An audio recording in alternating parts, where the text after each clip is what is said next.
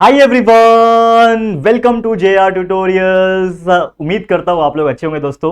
तो सबसे पहली बात दोस्तों कि आज आप लोग के लिए अगेन एक बेहतरीन लेक्चर वीडियो हम लेकर आ गए हैं, जिसमें हम बात करने वाले हमारे 10th स्टैंडर्ड के लिए हमने प्रॉब्लम सेट सीरीज की शुरुआत की थी, जिसका नाम है चैप्टर का अरिथमेटिक प्रोग्रेशन। तो ऑलरेडी मैं आपको बताना चाहूंगा कि देखो यार, पूरा 10th स्टैंडर्ड का साइंस का, मैथ्स का, एसएसटी का सिलेबस ऑलरेडी कंप्लीटेड है। हमारे इसी चैनल JR ट्यूटोरियल्स के ऊपर हमने पढ़ा के रखा हुआ है, ताकि यार आप लोग जो भी स्टूडेंट्स हो अच्छे तरीके से उन वीडियोस को देख के कॉन्सेप्ट क्लियर कर सको। तो आपको अगर पढ़ाई करना है तो आप प्लेलिस्ट में जा सकते हो, उसमें पूरे वीडियोस आपको मिल जाएंगे, या तो आप डायरेक्टली यूट्यूब पे जाके सर्च करो ये चैप्टर पढ़ना है, ये सब्जेक्ट का पढ़ना है, आपको हमारे वीडियोस देखने मिल जाएंगे। बेस्ट क्वालिटी एजुकेशन वीडियोस हमने डालने की कोशिश की है, तो जरूर से आप लोग उसको देखें और अच्छे तरीके से अपना कंसेप्चुअल नॉलेज को क्लियर करके और अपने एंड से भी मेहनत करते रहना, ताकि आप लोग का अच्छा परफॉर्मेंस आ सके। ठीक है, बाकी स्टैंडर्ड को भी बता सकते हो, 8, 7, 9 सभी के लिए हमने डाल रखा है, 11th एंड 12th के लिए भी डाल रखा है, तो उनको भी अपने दोस्तों को भी आप शेयर करके बता सकते हो। तो दोस्तों, हमने प्रॉब्लम सेट की शुरुआत की थी, जिसमें हमने अलजेब्रा के 2 चैप्टर कंप्लीट किए थे प्रॉब्लम सेट के,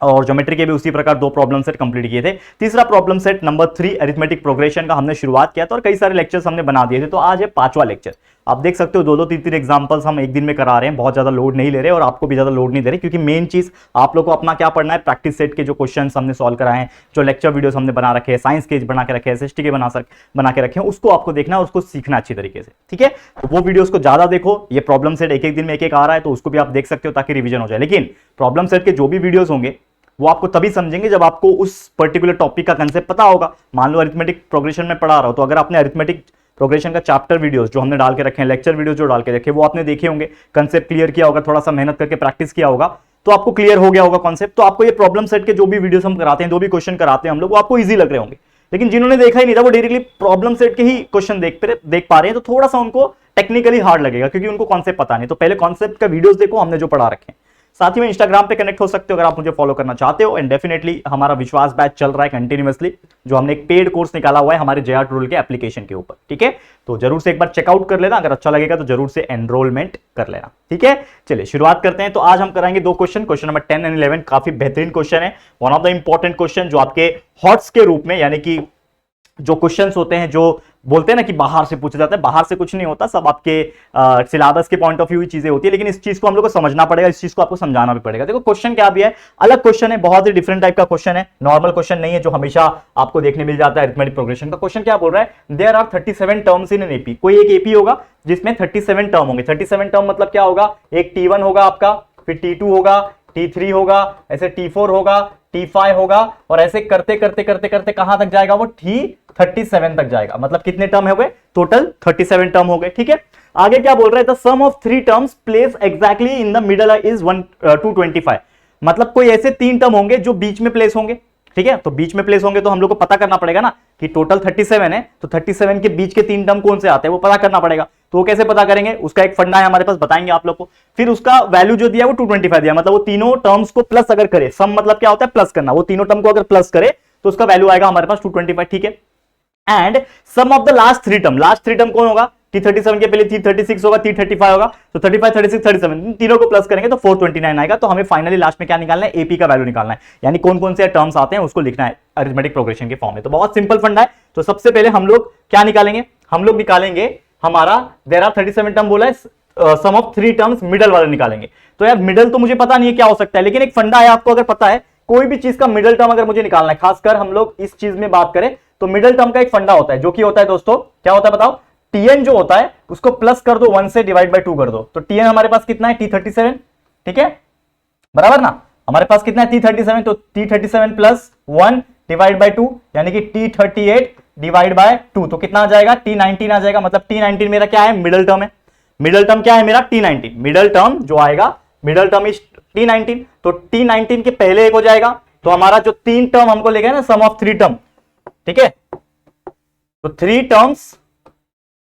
प्लेस एग्जैक्टली मिडल, तो वो कौन से होंगे बताओ, कौन से होंगे बताओ, सबसे बीच में कौन सा टर्म है, T19 बीच में है। ठीक है, इसके आगे पूरा जाके T37 तक गया है, और यहां से इधर पे गया है T1 से, तो T1 और T37 के एकदम एग्जैक्टली बीचों बीच कौन सा टर्म है, T19 टर्म है, करेक्ट है। लेकिन हमको बोला है कि बीच के 3 टर्म, बीच के 3 टर्म मतलब एक तो यही होगा, और इसके एक बाद वाला होगा यानी T20 होगा, और इसके एक पहले वाला होगा यानी T18 होगा। तो ये 3 टर्म को अगर हम लोग ऐड कर ले, इन तीनों टर्म को ऐड कर ले तो हमें क्या मिलेगा, ऐड करके कहां गया, sum of three terms place exactly middle, ये तीनों एग्जैक्टली मिडल है, इनको अगर प्लस कर दिया जाए तो 225 आएगा। तो हम लोग क्या बोल सकते हैं, समझ में आया, देखो कॉन्सेप्ट समझा रहा हूं। अगर इसको मैं आपको बताने की कोशिश करूं तो three terms place exactly in the middle कौन कौन से हो जाएंगे, थ्री टर्म कौन कौन से हो जाएंगे, टी क्या देखा हमने, T18 T19 तो था ही सबसे मिडल वाला, और T20 ये तीन टर्म हो जाएंगे। तो हम लोग क्या करेंगे, अकॉर्डिंग टू फर्स्ट कंडीशन, पहला कंडीशन दिया है ना, तो हम लोग बोल सकते हैं फर्स्ट कंडीशन के आधार पे क्या बोल सकते हैं कि T18 को अगर मैं प्लस करूं T19 के साथ, उसको प्लस करूं T20 के साथ, तो इसका वैल्यू आ जाएगा दोस्तों कितना है भैया, 225 दिया हुआ है, 225 दिया हुआ है, ये आ गया। ठीक है, इसको मान लो इक्वेशन नंबर 1, मानना है तो मान लो, नहीं मानना है तो छोड़ दो। ठीक है, अब इसके आगे क्या कर सकते हैं, कुछ समझ में आ रहा है, इसके आगे क्या कर सकते हैं, हमको एक फॉर्मूला बहुत पहले से ही पता है, वी नो द फॉर्मूला, क्या फॉर्मूला पता है, we know a formula that is Tn is equal to a plus n minus 1 multiply by d. ये बहुत ही फेमस फॉर्मूला है, सब लोग को याद हो गया होगा, बाय हार्ट हो गया होगा। अब इसमें अगर मैं कुछ वैल्यू डालने की कोशिश करो, Tn का वैल्यू है a plus n minus 1 into D, तो T18 का क्या हो जाएगा, a प्लस n कौन है 18 माइनस 1 इंटू डी। वैसे T19 के लिए क्या हो जाएगा, a plus 19 minus 1 multiply by D, और T20 के लिए कितना हो जाएगा, T20 के लिए कितना हो जाएगा, a प्लस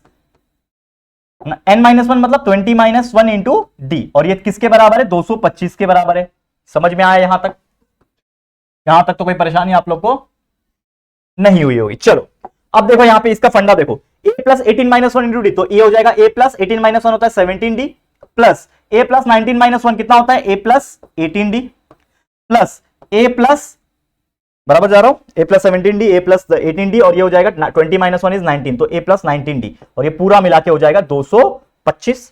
अब a वाले को साथ में प्लस कर दो, dd वाले को साथ में प्लस कर दो, तो यहाँ पे 1a है, 2a है, 3a है, तो ये कितना हो जाएगा, 3a हो गया, प्लस 17d प्लस 18d कितना हो जाएगा, 17-18 कितना होता है, 35 होता है, 17-18 35, और 35 प्लस 39 कितना होता है, सॉरी 35 प्लस 19 कितना होता है, 35 प्लस 9 इज 44, 44 प्लस 10 इज 54, तो कितना हो जाएगा 3a plus 54d, that will be equal to, यहाँ पे 225 आ गया। अब ये क्या बन रहा है देखो, 3a plus 54d is equal to 225, correct है, यानी कि ये क्या बन रहा है, एक इक्वेशन बन रहा है। तो ये क्या है, लीनियर इक्वेशन जैसा दिख रहा है, तो इसको मैं आगे सॉल्व नहीं कर सकता, इसको मैं मान लेता हूं इक्वेशन नंबर 1, मान लिया, ओके। अब नेक्स्ट स्टेप क्या होगा बताओ, नेक्स्ट स्टेप क्या होगा। अब क्वेश्चन हमने पढ़ा था, इसमें क्या बोल रहा था कि the sum of the first middle three terms is 225, लेकिन एक और चीज बोल रहा था, दूसरा कंडीशन हमारा जो सेकंड कंडीशन है उसके अकॉर्डिंगली एक और चीज दे रखा है हमें, क्या दे रखा है कि the sum of last three term, तो लास्ट थ्री टर्म कौन होंगे भैया, लास्ट थ्री टर्म कौन होंगे, सबसे लास्ट कौन सा है, T37 सबसे लास्ट है, ठीक है, तो उसके पहले वाला T36 होगा, उसके पहले वाला T35 हो गया, यानी कि T35 plus T36 plus T37 इसको मिला के कितना है 429 दिया हुआ है। समझ में आया, दिमाग का खेल है पूरा। लास्ट टर्म तीन टर्म, एक तो सबसे लास्ट T37 होगा, तो लास्ट थ्री कौन होंगे 37 36 35, तो T35 प्लस T36 प्लस 37 इसको भी वैसे ही सॉल्व कर लो। फॉर्मूला क्या है, Tn is equal to a plus n minus one d, तो T इज इक्वल सॉरी क्या हो जाएगा, लगाओ a plus n minus one मतलब 35 माइनस 1 मल्टीप्लाई बाय डी वाला formula, plus a plus 36 minus 1 multiply by d, plus 37 का कितना हो जाएगा, a plus 37 minus 1 multiply by d, and that will be equal to 429, किसके बराबर हो गया 429 के बराबर। ठीक है, अगेन यहां पे अगला स्टेप, तो a plus 35 minus 1 is 34d, plus a plus 36 minus 1 is 35d, plus a plus 37 minus 1 मतलब a plus 36d, and that will be equal to 429। इतना आपको समझ में आ गया। अब a वाले को साथ में रख लो, 1a 2a 3a, टोटल तो हो गया 3a प्लस 34d 35d कितना हो गया 69, 69 प्लस 36, 69 प्लस 6 75, 75 प्लस 30 कितना होता है 105, तो 3a plus 105d that will be equal to 429। ये हो गया आपका इक्वेशन नंबर 2। तो ये हो गया equation number 1, 3a plus 54d is equal to 25, ये 3a plus 105d is equal to 429, दोनों मुझे साइमल्टेनियस इक्वेशन दिख रहे हैं, मतलब लीनियर इक्वेशन दिख रहे हैं, उनको साइमल्टेनियसली सॉल्व कर सकता हूं जैसे फर्स्ट चैप्टर में करते थे। चलो सॉल्व कर दो इसको डाल के। तो कैसे करेंगे बताओ, पहला इक्वेशन क्या है 3a plus 54d is equal to 225, ये पहला इक्वेशन है। दूसरा इक्वेशन क्या है 3a plus 105d is equal to 429। अब मुझे बताओ इसको कैसे सॉल्व करोगे, ये 3a दिख रहा है आपको, 3a ये क्या हो जाएगा कैंसिल हो जाएगा, मतलब करना पड़ेगा माइनस, तो ये भी माइनस ये भी माइनस, 429 में से 225 माइनस कर दो, ठीक है 429 में से 225 माइनस करना, 9 में से 5 गया 5, ठीक है, फिर 2 में से 2 गया 0, और 4 में से 2 गया 2, 205 बचेगा, करेक्ट है, 205 ही बचेगा ना। 429 में से अगर मैं निकाल दूं 225 को, 425 होता, 425 में 225 गया मतलब 200 बचता 5, बराबर है, ठीक है। तो 9 में से 5 गया 4, सॉरी यहां पे 4 आएगा ना, देखो छोटा छोटा मिस्टेक मैं कर देता हूं, बड़ा बड़ा चीज सॉल्व कर लेता हूं, छोटे छोटे मिस्टेक्स में कर देता हूं। 204 बचेगा, 9 में से 5 गया 4 बचता है ना, तो 9 में से 5 गया 4, 204 इधर बच रहा है, लेकिन कौन सा, माइनस में बच रहा है, ये माइनस 105 है, ये 54 है, ठीक है। तो 105 में से 54 माइनस कर दो, कितना बचेगा, पहली बात तो अगर ये 100 होता, ठीक है, तो कितना बचता है यहाँ पे, ये हो जाता 646, 46 प्लस 5 इज 51, तो ये आ जा 51 डी आ जाता, ये भी माइनस में आता और ये 3a कैंसिल हो जाता, तो 51 डी इज इक्वल टू 204। इसको सॉल्व करने की कोशिश करते हैं, चलो अगला एक पेज और लूंगा। तो यहाँ पे क्या आ रहा है, that is therefore d will be equal to 104 divide by 51, 104 नहीं 204 है ना, 204 है, माफ करना, यहाँ पे आएगा 204, ठीक है। तो देखो 51 के टेबल में 204 आएगा क्या, आएगा क्या, 51 को अगर मैं 4 से मल्टीप्लाई करूं, 4 1 जा 4, 4 5 जा 20 आ रहा है ना, तो मतलब हमारा डी का वैल्यू आ गया 4, करेक्ट है। मतलब मैं 51 को 4 बार से, एक सेकेंड, 51 को 1 जा 51 4 जा कर दूंगा तो ये आ जाएगा डी इज इक्वल टू 4, तो हमारे डी का वैल्यू 4 मिल गया, कॉमन डिफरेंस आ गया, ये क्या है मेरा कॉमन डिफरेंस, ये मेरा क्या आ गया, कॉमन डिफरेंस आ गया भैया। अब मुझे ए का वैल्यू भी निकालना है, तो यहां पे देखो कोई एक इक्वेशन में ए का वैल्यू निकालने के लिए डाल दूंगा, तो पुट इन इक्वेशन नंबर 1 कर देता हूं, तो हम लोग लिखेंगे put in equation number 1। Equation number 1 क्या बोलता है मेरा, देखो equation number 3a plus 54d, 3a plus 54d is equal to कितना है, इज इक्वल टू है, कहां गया, 3a plus 54d is equal to 225, डाल दो यहां पे 225, a का वैल्यू, d का वैल्यू हमने निकाल दिया 4, तो 3a प्लस 54d के जगह पे 4 लिखूंगा, that will be equal to 225, ठीक है, समझ में आ रहा है। यहां पे एक पार्टीशन कर लेते हैं, क्लियर। चलो अब देखो यहां पे फटाफट, तो 3a 54 4 जा करो, 4 4 जा 16, 1 कैरी, 5 4 जा 20 प्लस 1 इज 21, 216 हो गया, that will be equal to 225, तो 3a is equal to 225 minus 216 हो जाएगा, तो 3a will be equal to what, कितना बचता है भाई, 225 में 216 हो गया, 9 बचेगा, तो 3a इज इक्वल टू 9 हो गया, तो देयरफॉर a का वैल्यू हो जाएगा 9/3, यानी कि आंसर आ गया 3, तो a का वैल्यू 3 आ गया, और a क्या है मेरा, बताओ, a मेरा होता है फर्स्ट टर्म, बराबर, a मेरा क्या होता है दोस्तों, फर्स्ट टर्म होता है, तो फर्स्ट टर्म मैंने निकाल दिया, लेकिन हमको क्वेश्चन क्या पूछा था कि फाइंड द एपी, हम लोग को एपी निकालने पूछा था, तो एपी का वैल्यू क्या आ जाएगा, सबसे पहला टर्म होता है T1 जिसको हम लोग ए भी बोलते हैं, उसके बाद T2 होता है, फिर T3 होता है, यही होता है ना, ऐसे करते करते कहां तक जाना है, T37 तक जाना है, ठीक है। लेकिन मेरा पहला टर्म मुझे पता है, पहला टर्म ए आ गया, लेकिन लास्ट टर्म जो T37 है वो पता है कि नहीं, तो T37 निकालेंगे, तो हम लोग सबसे पहले क्या निकालेंगे, लास्ट टर्म निकालेंगे, तो लास्ट टर्म जिसको हम लोग ने बोला है Tn, जो कि कितना है, T37 है, तो क्या आएगा formula, that is a plus n-1 multiply by d, ठीक है, T37, ठीक है, तो कितना आ जाएगा T37 का वैल्यू बताओ, a कितना है, पहला टर्म कितना है, a का वैल्यू 3 है, तो 3 प्लस n कितना है 37 है, -1 मल्टीप्लाई बाय d कितना है, अभी निकाला था, d कितना है 4, डाल दो वैल्यू, तो T37 will be equal to 3 plus 37 minus 1 is 36, 36 को मल्टीप्लाई बाय 4 करो, 36 36 72 72 डबल 144, बराबर 143 144 प्लस 3 इज 147, सही जा रहा हूं ना, देखो मैं बहुत फास्ट कर रहा हूं कैलकुलेशन, हो सकता है मैं छोटा मोटा मिस्टेक कर दूं, और हमेशा की तरह कर देता हूं कभी कभी, तो आप लोग उसको करेक्ट कर देना, ठीक है। तो हमारा T37 जो कि हमारा T लास्ट है ना, तो इसका वैल्यू आ गया 147, ये बराबर है, तो T लास्ट टर्म मिल गया, T37 मिल गया। अब मैं AP लिख दूंगा, AP मेरा क्या है, AP मेरा क्या है, पहला T1, तो T1 मतलब A होता है, फर्स्ट टर्म होता है, तो A मेरा क्या है, रिक्वायर्ड AP, क्या आ जाएगा, पहला टर्म 3 के बाद क्या आएगा बताओ, A प्लस डी, अगला टर्म क्या होगा, T2 क्या होगा, T2 मतलब क्या होता है, T1 प्लस डी, मतलब A प्लस डी, तो A कितना है 3 प्लस D कितना है 4, यानी कि 7, 4 का डिफरेंस लगाते जाओ, 7 के बाद 4 का डिफरेंस 11, 11 के बाद 15, उसके बाद कितना हो जाएगा, 15 के बाद 4 का डिफरेंस 19, और ऐसे करते करते कहां तक जाऊंगा, लास्ट टर्म T37 जो कि है 147, आ गया आंसर खत्म, यही है आपका रिक्वायर्ड एपी, जो आपको पूछा था ना, find the required AP, AP क्या है, अरिथमेटिक प्रोग्रेशन क्या है, तो हमने निकाल दिया 3 7 11 15 19 डैश करते करते 147 तक हम जाएंगे, ठीक है, समझ में आ गया। तो ये था हमारा आज का पहला क्वेश्चन जो हमने सॉल्व करा दिया है, क्लियर, बेहतरीन तरीके से। एक और क्वेश्चन हमें करना है, फिर हमारा आज का लेक्चर खत्म हो जाएगा, ठीक है। तो वन मोर क्वेश्चन कराते हैं, ध्यान से देखना ये क्वेश्चन क्या है, इस चीज को समझने की कोशिश करो, बेहतरीन क्वेश्चन है। तो अगला क्वेश्चन क्या है, इन एपी, समझो इसको, अरिथमेटिक प्रोग्रेशन दिया हुआ है, AP first term is a, पहला टर्म ए है, ओके, सेकेंड टर्म बी है, ओके, लास्ट टर्म जो होगा यानी टीएन जो होगा वो सी है। ये तीन चीज हमें दे रखा है। अब हमको पूछा है show that the sum of all term is a plus c b plus c minus 2a 2 into b minus a, मतलब दिया है कुछ, तो हमको इससे मतलब नहीं है, हमको जो दिया है पहले वो उसको सॉल्व करेंगे। तो क्या दिया हुआ है हमको दिया है कि पहला टर्म जो है भैया जिसका नाम है a, तो t1 a हो गया।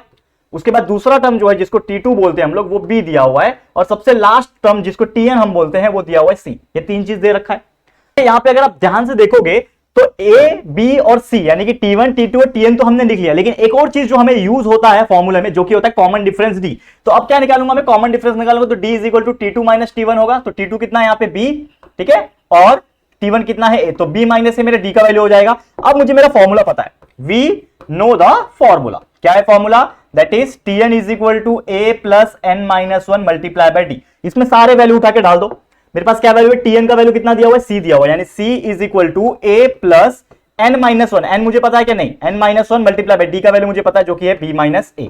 ठीक है। अब इसको मैं सॉल्व करूंगा। अब मैं क्या करता हूं, ये a को इधर लेके आता हूं तो c माइनस a हो गया, ठीक है, और इस b माइनस a पूरे को नीचे लेके आ जाता हूं जो कि b माइनस a नीचे आ जाएगा, इधर बेचारा अकेला बच जाएगा n माइनस 1, ठीक है। अगर मुझे सिर्फ n का वैल्यू निकालना चाहिए तो यहाँ पे माइनस 1 जो है इधर जाएगा तो प्लस 1 हो जाएगा, यानी c minus a upon b minus a plus 1 हो जाएगा इज इक्वल टू n,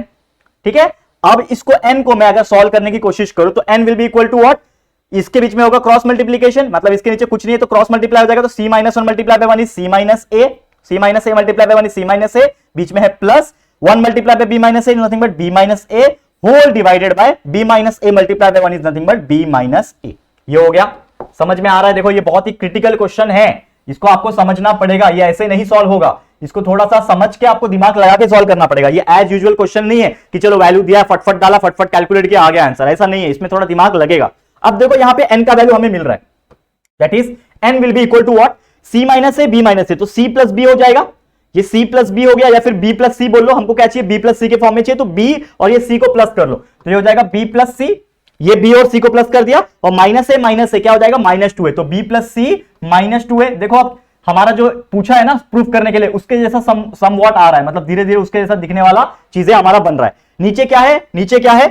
नीचे क्या है, b माइनस a दिख रहा है आपको, नीचे क्या है b माइनस a दिख रहा है। ये हो गया हमारा इक्वेशन नंबर 1, n का वैल्यू हमने निकाल दिया, ठीक है, निकल गया, ओके। अब एक और फॉर्मूला हम जानते हैं, बताओ क्या,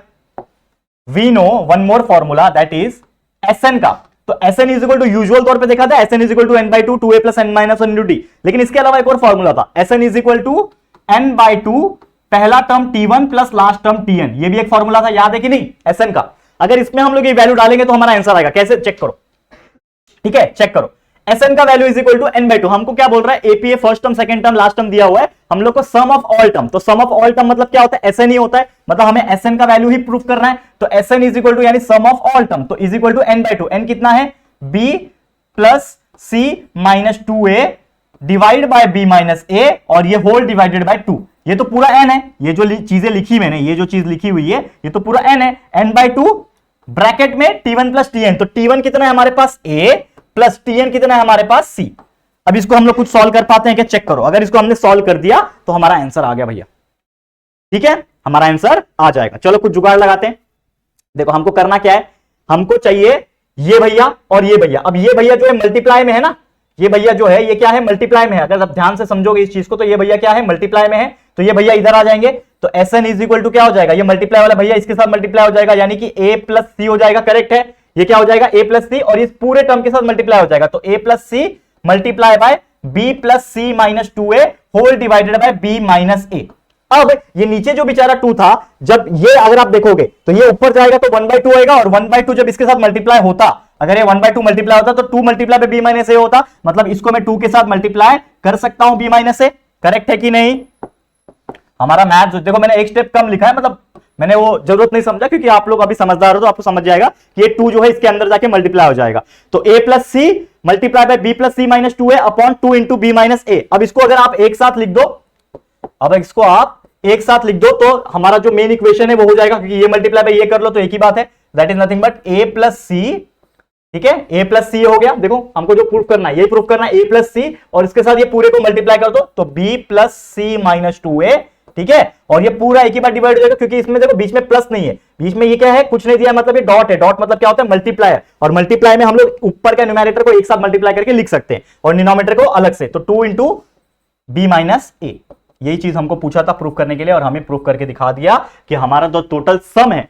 सम ऑफ ऑल टर्म्स जो है, यानी एसएन जो है, ये आ रहा है a plus c b plus c minus 2 upon 2 into b minus a. इस तरीके से हमने प्रूफ करके दिखा दिया। आपका फेवरेट डायलॉग लिख दो यार, हेंस प्रूव्ड। ये हमने क्या कर दिया है, प्रूव करके दिखा दिया।